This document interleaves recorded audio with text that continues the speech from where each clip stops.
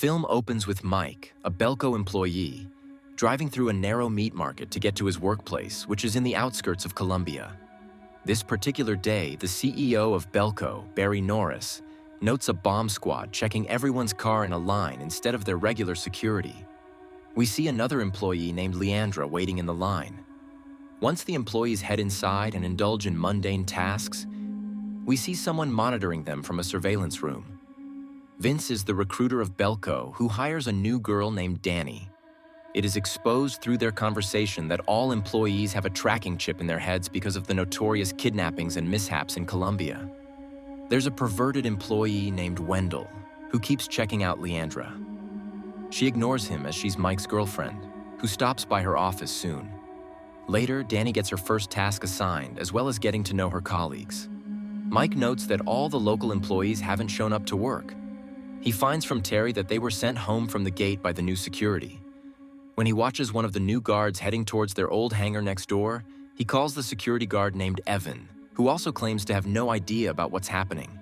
Suddenly, an autonomous voice contacts the employees and orders them to kill 2 out of 80 employees within half an hour or face the consequences. Some employees laugh about it while some panic. A lady tries running out of the building but causes the entire gateway and window entrances to get sealed shut with thick metal shutters. Yeah. Nice. Yep, just go. Head on down, okay? Mike, come on. Bloody hell. 2 maintenance guys named Bud and Alonso decide to use a blowtorch to melt the shutters. Norris also gives a speech to calm everyone down by assuring there's a rational explanation behind this absurdity, since this is an American government property. While the employees start gathering on the roof to brainstorm, Bud and Alonso begin working on the shuttles. They realize the shuttles aren't even warming up with the blowtorch. Meanwhile, Mike shares with Norris that he saw a guard heading to the hangar next door and assumes the people messing with them are hiding there. Back on the roof, Leandra and other employees wave at a security guard for help, but he ignores them. Soon, the time window closes, and a girl gets her head blown off on the rooftop. 3 other employees get killed the same way in the lobby, which creates panic and fear among them. Norris and Mike figure that their tracking chips are explosives in reality. This also explains the locals were given a day off since they didn't have any chips in their heads. Presently, Alonso starts crying out of fear, so Bud comforts him and gives him his wrench. Mike also refuses to be manipulated like that, so he locks himself in the bathroom in desperation and begins cutting the back of his head to remove the chip. Leandra begs him to come out while simultaneously the voice threatens to blow his head off if he doesn't surrender. Terry also snoops around and finds nanocameras in their bathroom vents, indicating that they're everywhere through which the voice is seeing them. Norris approaches Evan to hand over the keys to the armory, but he refuses to do so as it's against the protocols. Bud and Alonso return to the underground piping area. The voice comes up with a warning and swears to immediately terminate those attempting to extract their chips and the cameras in the building. It lays out their next task, which is to eliminate 30 people within the next half hour, or else the voice will kill 60 of them. As the countdown begins, panic and chaos ensue. The employees segregate into groups. Wendell gets a hold of kitchen knives and tries to hurt others in his radius, which causes a huge scene. Norris breaks their fight and triggers a fire alarm to separate them. Alonso, who is a little loose in the head, becomes disturbed by it and loses his temper. Bud tries to calm him, but he charges the wrench at him, ultimately killing him. Danny, who had come downstairs to hide, witnesses this and tries getting away with it. Alonso attacks her and tries to kill her too, but ends up getting killed when his head is pushed against an erected metal rod in the wall. Danny runs away to find another hiding spot. Meanwhile, the employees have divided themselves into 2 groups. Norris and his group are in favor of killing 30 people to save the others. The second group with Mike and the majority of employees in it is strictly against killing anyone. As they have a heated debate over it, Leandra comes up with a better solution, which is to make a large banner and hang it from the roof so people outside can come for help. When everyone goes to make the banner, Norris persuades Wendell and Terry to be on his side. Another employee, Marty, prevents others from drinking water and spills it all on the floor, thinking that they're being drugged through the water that's making them neurotic and impulsive. Subsequently, Mike stops talking to Leandra and puts paint and chart paper stuff for the banner. When she provokes him to talk, he yells at her for even considering the option to kill people, but she's only trying to rationalize and discuss. During their argument, Leandra notes that the blowtorch is gone. It turns out Norris and his group are using the blowtorch to melt the armory door. Mike, Evan, and Leandra head there to stop them. Evan gets on edge and points his gun at them to stop. Mike calms him and then uses his gun to shoot the blowtorch, rendering it useless. He then goes back to check up on the banner. Leandra has a fight with Mike, who wants Mike to think more realistically and according to human nature. When the banner is prepared, they head to the rooftop to hang it, only to provoke the guards to shoot at them. One of the employees gets shot in the hand, due to which they back off. Mike sits on the stairs in despair and concedes that the American government is behind it, which has been orchestrating this plan for an entire year. On the stairs, Norris and his group whack Mike with a fire extinguisher and render him unconscious. Wendell is sent to forcefully get the armory keys from Evan. Evan refuses to hand them the keys and throws them downstairs. Wendell stabs him with the knife and walks away. Norris and his guys later get the keys and open the armory, which has a few handguns.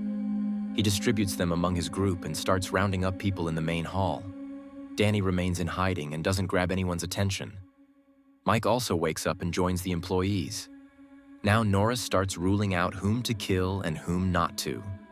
With little empathy remaining in him, he decides to spare those with young children and targets the older people as they have nothing to offer and are dying anyway.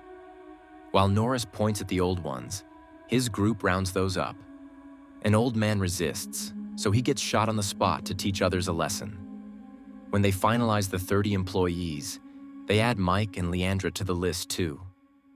With a heavy heart, Norris begins shooting the listed ones.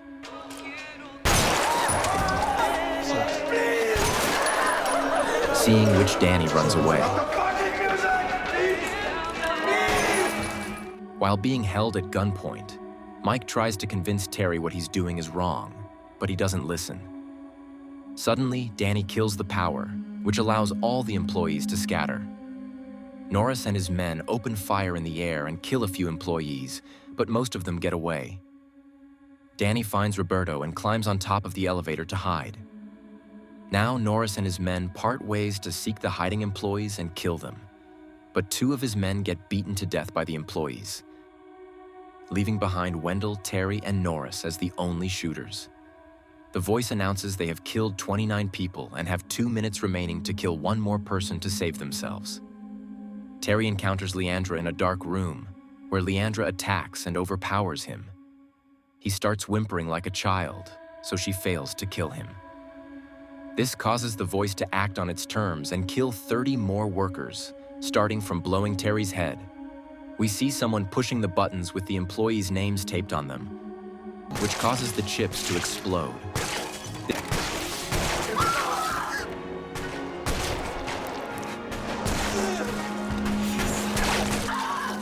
This barbarous act leaves 16 employees behind. Now, the voice comes up with the final game in which every man is for themselves. They have to start killing one another. Only the one with the highest kill count will get to walk out of there.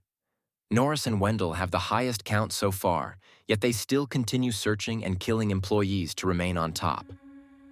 Vince, who was against this ultraviolence, now shoots another female employee, indicating he's given in to save himself. Norris's secretary starts undressing herself and begs him to take advantage of her instead of killing her.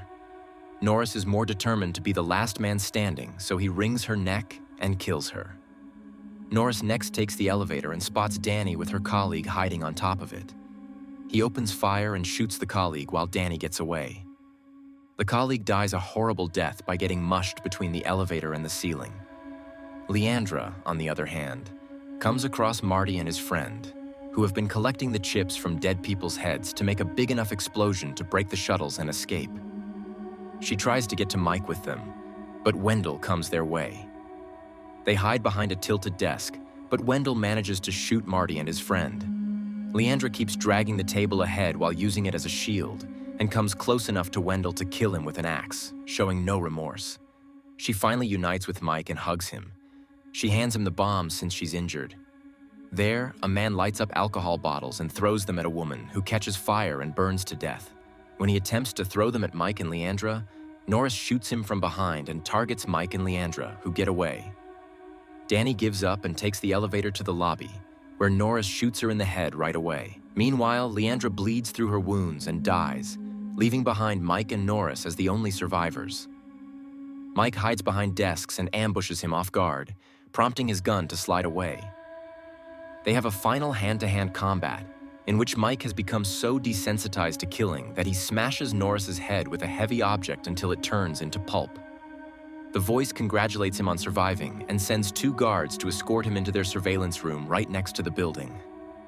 The voice exposes himself, who's a burnt man claiming to be an international organization that studies human minds under such violent and fearsome situations.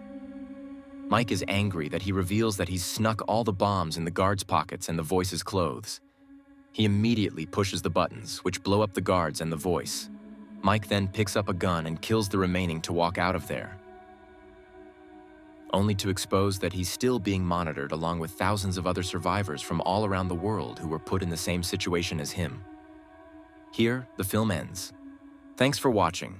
Please don't forget to like and subscribe for more awesome recaps.